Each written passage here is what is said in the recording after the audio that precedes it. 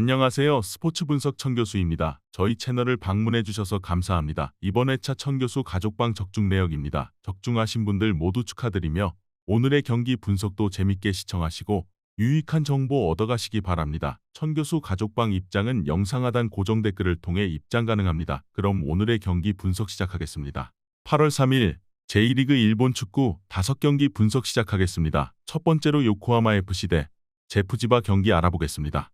먼저 요코하마 FC는 매치업은 대체적으로 전적이 팽팽한데 특히 홈팀이 가지는 이점이 상당히 높은 매치업이라고 할 수 있다. 특히 요코하마 FC와 지바 모두 압박을 중시하는 팀들이라서 에너지 레벨 관리가 용이한 홈팀이 이득을 가져가는 것이라고 할 수 있겠다. 특히 공격적인 지바의 운영을 받아치는 것에 도같은 팀이기도 한데 2015년 이후로는 홈에서는 지바를 상대로 다득점에 한 번도 실패를 한 적이 없었다. 이어서 제프지바는 대체적으로 기복이 심한데 특히 홈과 원정에서의 득점력이 30대 13으로 차이가 큰 것이 원인이다. 앞서 언급을 했듯이 요코하마 FC의 카운터에도 잘 대응이 되고 있는 분위기는 아니기도 하다. 실제로 이번 시즌 원정에서도 가고시마나 도치기 같은 공격력이 좋지 못한 팀을 상대로도 패하는 등 원정에서는 약팀에게도 약한 모습을 자주 보여주고 있는 중이다. 전반적으로 압박을 중시하는 이 대진에서는 홈팀이 이득을 크게 보는 경우가 많았던 것이 사실이었다. 특히 요코하마 FC가 지바의 공격성을 카운터로 받아치면서 다득점 상황을 만드는 것은 상당히 오래 지속된 일이기도 하다. 요코하마 FC가 우위를 점할 것으로 보인다. 이번 경기 요코하마 FC 승을 추천합니다. 핸디 언어버 및 최종 조합은 고정 댓글 링크를 통해 가족방에서 확인해주세요. 두 번째로 베갈타 센다이 대 시미즈 에스펄스 경기 알아보겠습니다. 먼저 센다이는 전체적으로 시미즈를 상대로는 약했다. 이는 화력전에서 밀리면서 석패하는 상황이 자주 나오는 것으로도 어느 정도 짐작이 가능하다. 특히 오카야마 상대로는 센다이가 촘촘한 수비를 돌파하지 못하는 모습을 보이기도 했지만 시미즈는 이를 개인 기량을 동원해서 돌파를 해내기도 했다. 센다이가 대체적으로 시스템적으로 득점 루트를 만드는 것에는 능력이 없지는 않으나 기복이 심한 이유라고 볼 여지도 있을 것이다. 이어서 시미즈의 플레이는 늘 공격적인 지공 성향의 기조다. 물론 배우 공간이라는 약점을 노출하는 것은 어쩔 수 없지만 컴팩트한 라인 간격을 유지하고 공간을 주지 않으려는 시도를 이누이 같은 선수들이 개인 기량으로 돌파하는 것도 가능한 전력이다. 특히 센다이가 휴식기라는 변수는 있어도 체력적인 난조로 인해서 4월 이후로는 무실점 경기를 거의 치르지 못하고 있다는데 주목할 필요도 있겠다. 대체적으로 개인 기량의 차이로 인해서 시미즈가 근소하게나마 화력전에서 우위를 차지하는 모습이 잦았다.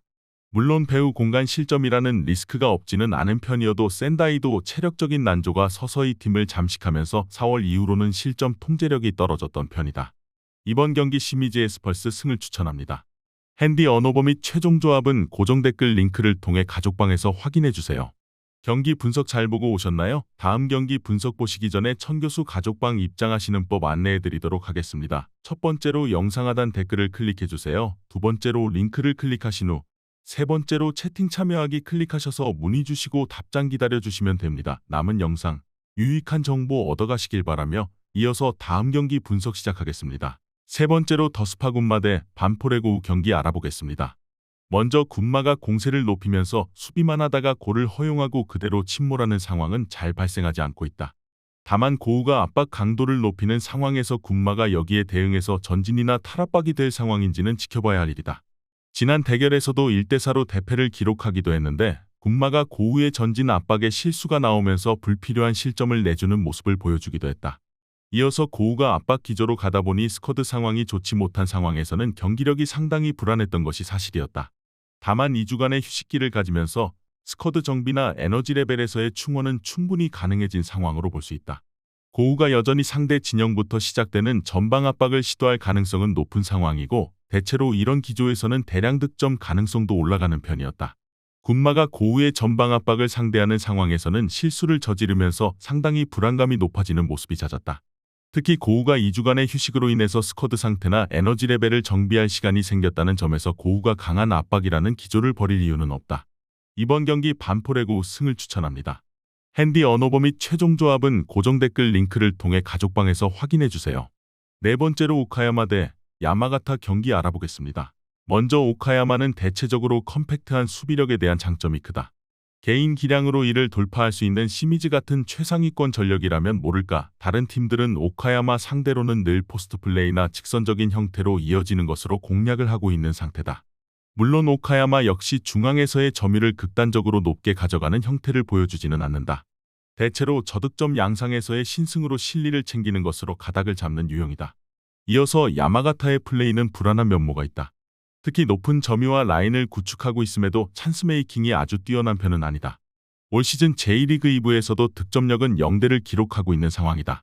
골키퍼의 세이브 능력이 좋아서 높은 라인을 커버하는 것이 아예 안 되는 상황은 아닌데 오카야마의 라인 간격을 야마가타가 충실히 공략할 수 있을지는 의문스럽긴 하다.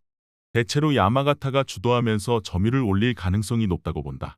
다만 컴팩트한 수비가 장점이라고 할 수 있는 오카야마를 확실하게 공략할 수 있을 만한 득점력이나 역량을 가지고 있는지는 의문이다. 물론 오카야마의 공세 자체도 압도적으로 상대를 찍어 누르는 것과는 거리가 있다. 이번 경기 무승부를 추천합니다. 핸디 언어버 및 최종 조합은 고정 댓글 링크를 통해 가족방에서 확인해주세요. 경기 분석 잘 보고 오셨나요? 다음 경기 분석 보시기 전에 천교수 가족방 입장하시는 법 안내해드리도록 하겠습니다. 첫 번째로 영상 하단 댓글을 클릭해주세요. 두 번째로 링크를 클릭하신 후 세 번째로 채팅 참여하기 클릭하셔서 문의 주시고 답장 기다려주시면 됩니다. 남은 영상 유익한 정보 얻어가시길 바라며 이어서 다음 경기 분석 시작하겠습니다. 다섯 번째로 야마구치 대 오이타 경기 알아보겠습니다. 먼저 야마구치가 의외로 오이타에게는 강한 모습을 보여주지 못했던 편이다.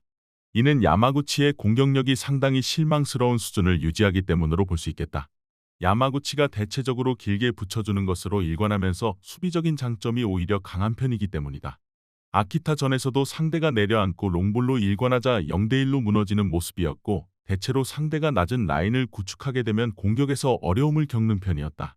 이어서 오이타도 대체적으로 라인을 내리고 크로스나 직선적인 성향의 공세를 퍼붓는 것을 선호한다고 할 수 있겠다.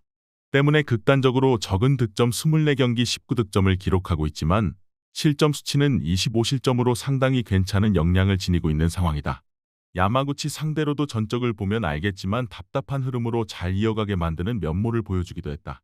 오이타가 상당히 낮은 라인을 구축하고 버티는 것을 선호하는 편인데 이를 바탕으로 야마구치의 공세를 막아세우는 것을 상당히 잘 해내는 편이다.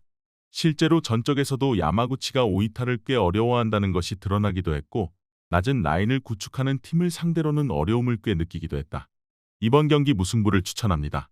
핸디 언어버 및 최종 조합은 고정 댓글 링크를 통해 가족방에서 확인해주세요.